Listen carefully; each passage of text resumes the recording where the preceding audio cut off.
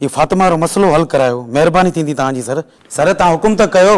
Sir मां जीअं तव्हां चवंदो मां ॾियण जे लाइ तयारु आहियां न। मां हर ॻाल्हि में तव्हां सां वेठो चओ त मां पंहिंजी प्रॉपर्टी लिखी तव्हांखे ॾियां। जेतिरा पैसा तव्हां चवंदो मां ॾियण जे लाइ तयारु आहियां तव्हांखे।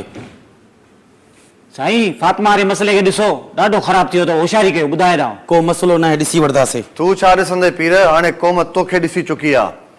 तेज़ाब सिंधी तूं अॻु में बि तकड़ कई आहे, तूं हाणे बि तकड़ थो करें। न न न न तकड़ न कई आहे असां। तुंहिंजा जेके कुदा करतूत ज़ाहिर थिया आहिनि न, असां काफ़ी देरि कई आहे। हाणे तुंहिंजो हिसाब किताब थियण वारो आहे। तेज़ाब सिंधी समझी वञ, तुंहिंजो हिसाब किताब थींदो। हाणे केरु कंदो हिसाब किताब? क़ौम कंदी हीअ हिसाब किताब तोसां। ख़ुदा तोसां हिसाब किताब कंदो, छो त ख़ुदा इंसाफ़ पसंदि आहे। नूह अलैहिस्सलाम नबी हुयो, उनजो पुट ऐं ज़ाल बेफ़रमान हुया। अलाह पाक नबी खे चयो तूं ॿेड़े में चढ़, मां पाण हिननि खे ॾिसां थो। ऐं ख़ुदा उन्हनि खे ग़रक़ कयो।